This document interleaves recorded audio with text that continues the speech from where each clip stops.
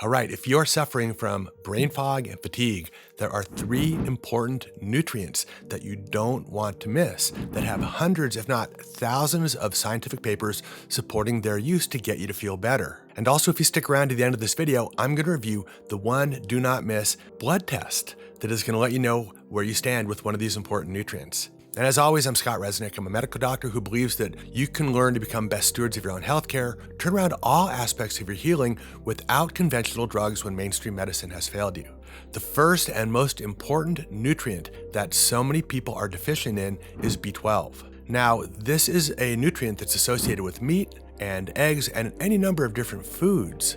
But the problem is that many of us are either not absorbing our B12 or we're not getting enough B12 in our diets. This is easily measured in a serum B12 level, and basically the higher the number, the better. There are no known B12 toxicities if your value goes above the laboratory's range. So why is B12 important? B12 is important for two primary processes in our body. One process is the way that our nerves work. All neurological function is associated with vitamin B12. And the other thing which is important is in making energy. The Krebs cycle, which effectively converts our macronutrients, proteins, carbohydrates, and fats, into electrons to be shuttled through the mitochondria, is highly dependent on B12 levels. And a number of us could be deficient in B12 because we're not getting it in our diet. Again, that's meat and eggs. We may not be absorbing it through our small intestines in our terminal ileum, which requires something known as intrinsic factors. And a lot of us are using medications that could be depleting our B12 levels. So check your serum B12, get it over 1,000, and start feeling better. So many of us are deficient in vitamin D, and vitamin D is a really cool vitamin. In fact, it's not really a vitamin at all. It acts more like a neurosteroid, meaning it's a steroid hormone that travels to the nucleus of your cells where it instructs your DNA how to work. In fact, something like 8 or 10% of our DNA has a vitamin D receptor, a VDR or a vitamin D region, the binding of which activates that gene and tells it what to do. Now, you know that so many of us are deficient in vitamin D because we're not getting out in the sun, we're wearing clothes, we're wearing sunscreen, we're not getting it in our foods. Now, vitamin D can be measured by just simply doing a total vitamin D test in your blood. Optimally, your levels are going to be between 60 and 80, and here's a quick tip.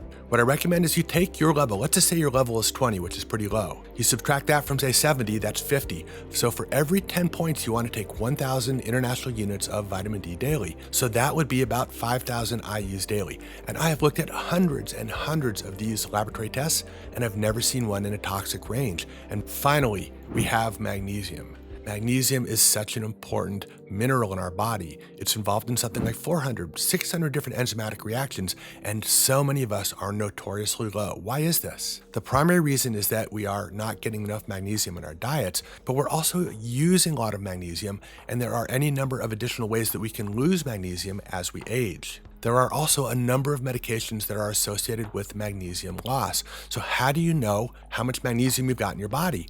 A serum magnesium level is not going to cut it. This is that one test I said at the beginning of the video is worth asking for. You need to ask for what is known as a red blood cell magnesium level. This is going to best represent your tissue levels of magnesium and give you an idea of how much you need to take daily. Now, it's important to know that the magnesium that you're taking is the elemental magnesium. And I've done a video that will educate you as to how to know how much magnesium is present in the magnesium supplement that you are using. And we can talk about the different ways of supplementing magnesium. But if you are really low in red blood cell magnesium, you're going to need somewhere between 500 and 800 milligrams of elemental magnesium daily. All right, there you have it. There are three important nutrients that are easy to measure and to replace to get yourself into optimal ranges to turn around your brain fog and your fatigue. As always, this is YouTube. I encourage you guys to like this video, leave a comment, share this video with your friends. I'll be sure to respond to your comments, and as always, I'll keep on making these videos to empower you all to become best stewards of your own healthcare, to turn around all aspects of health when mainstream medicine has failed, and hey, why not start like a grassroots revolution of people taking care of themselves? We'll work on that too. All right, we'll see you guys in another video. Take care.